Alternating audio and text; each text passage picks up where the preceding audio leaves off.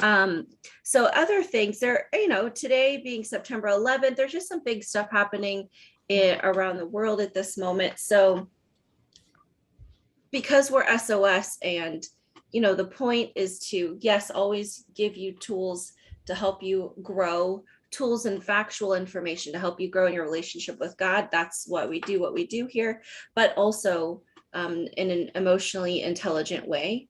So just a quick touch. We've talked about it in the past at different points, but the first one is just remembering what grief is. Grief is your normal, natural reaction to a change from familiar or loss, losing what you know to be familiar.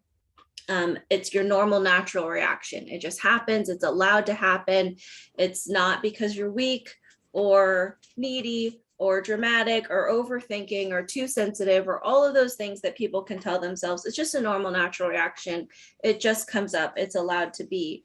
And then being that today is 9/11, that might have a set of feelings that comes with it for you. It's allowed to, perhaps, whatever you experienced on that day. I'm sure everyone remembers the moment they found out about that. Me being a young military person, I was terrified. Absolutely terrified. So I had no idea what was going to happen with our life. And it really did affect our life for quite some years after that. So very lonely too. So that would be, just acknowledge what comes up for you, acknowledge what comes up around you with other people. And then the other big change event, being an emotionally intelligent church, we should pause and acknowledge big things like the death of the Queen, who's been around for nearly 100 years. And that can really have an emotional impact on each one of us as well. I know that it is. Remember Michael, his part, Northern Ireland belongs to the Queen. So there's the Northern and the Southern. And he did share today, the Northern part is Protestant, more Christian.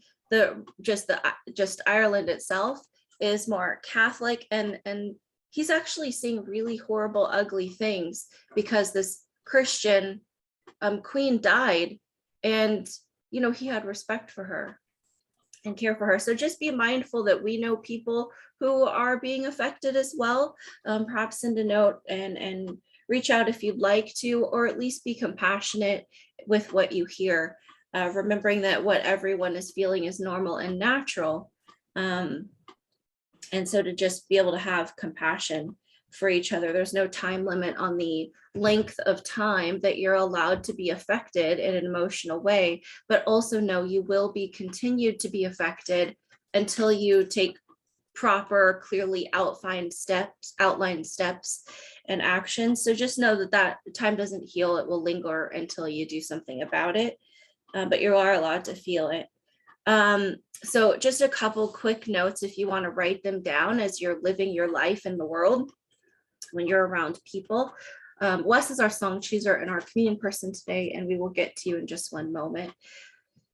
So a couple things to really consider as you're going through your day and you're around other people who may be having emotional reactions from any cause.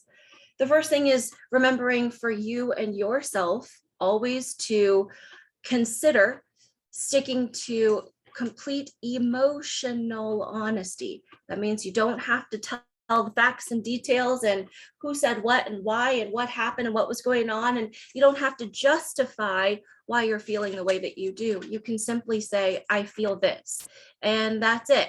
So it's your job, your integrity. This is also part of our heart for God, is to be honest about our emotions. He already knows it anyway. And so being honest with yourself about your emotions. I'm feeling sad, alone, scared, afraid, betrayed, unheard, uncared for, whatever that might be for you, be emotionally honest about it. But you can feel both. Remember that. You can always feel both sweets and sours. You don't have to, ignore the sour to focus on the sweet. And by the way, that doesn't work anyway. So focus on both if they're both true for you, both sweets and sours. Remember that you're unique and individual. So you might have a set of feelings that are completely unique for you and nobody else gets it. Nobody else is feeling the same way. Doesn't matter at all. You're allowed to feel what you do, regardless of what other people believe is right or true or correct, or what you should be feeling or thinking or doing.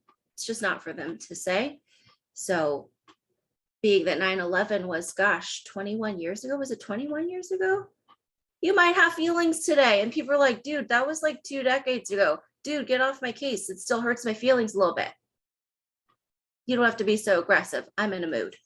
Okay, so those are the 2 big ones. The other ones that are good to remember, after you're being emotionally honest, it's up to you to be emotionally honest. And then it's up to you to give yourself permission. Remember that you are unique. You can feel differently than other people. But then these other things are just helpful when you're with other people. Don't judge yourself or others, which means do not go into advice, analysis, or fixing. Don't put a positive spin on something. It's abusive. End of story. Everyone needs to be heard with dignity and respect. No advice, no analysis, no fixing, and no positive spins. It's just not okay. We can find examples of Jesus doing this very thing all the time. If you need scriptures, I will point them out to you. Be careful to not compare or minimize what you're feeling, and not to compare or minimize what other people feeling. Well, you know, it could be so much worse, or it could be this or this person. It doesn't matter. You're unique and individual. It's about how you're feeling. It doesn't matter what someone else is going through. We can all feel at the same time for totally different reasons. Please don't compare and minimize each other. That's also abusive, rude. You don't have to apologize for the feelings that you do have. They're normal and natural. They're allowed to be there. Just like laughing at a funny joke, you can cry at something that's sad, feel afraid at something you feel afraid of. And if you're in the presence of someone else who is having emotion, please do a really good job to hear them without talking, touching, or interrupting. When they're all done, their tears have subsided, they're back in the moment a little bit. You can see their eyes are back in the moment, they're focused. Don't talk, touch, and interrupt on the meantime. But when they're back in the moment, focused, you can simply say, thanks for sharing. And if you're in person, you can say, offer a hug. Are you accepting hugs? Please always ask. Give the person the opportunity to say no. And if they say yes, you hug heart to heart. You hug firm, still, tight, and quiet. And you hold them like that until they let go. If you offer it, it's up to you to pay attention. So you hold that until they let go. Also, part of the interruption, no hand tissue. Let the tissues be nearby. Let people ride the wave that they need to ride. And when they're all done, you can offer them a hug if you feel safe and allow them to say no. So 9/11, the Queen's death.